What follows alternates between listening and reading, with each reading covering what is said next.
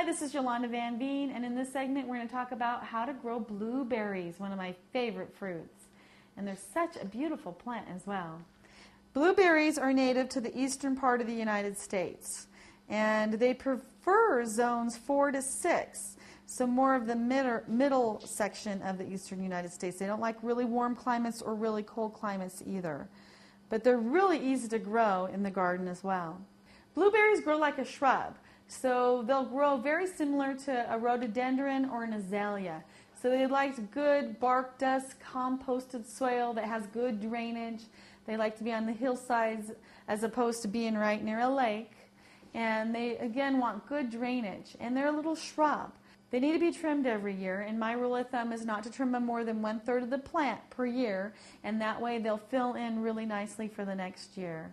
And you can always cut some of the dead stems out as well, or thin it out a bit.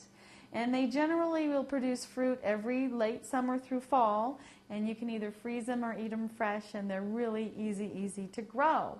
And again, they need full hot sun, but they want good drainage. And if you live in a warmer climate, then definitely give them part shade, because they don't want hot, intense sun. They do better in a little bit milder climates where it's not so hot. And they do drink a lot of water. You never want to let them dry out, but you never want them to sit in clay and sit in water either. So you can start them by root or by seed. It takes a long time by seed, and generally you start the roots in the fall or early spring. Many people will grow their blueberries right up against a fence and kind of train it onto the fence, or you can just leave it straight as a shrub. Either way, they'll grow really well and produce lots of fruits for you.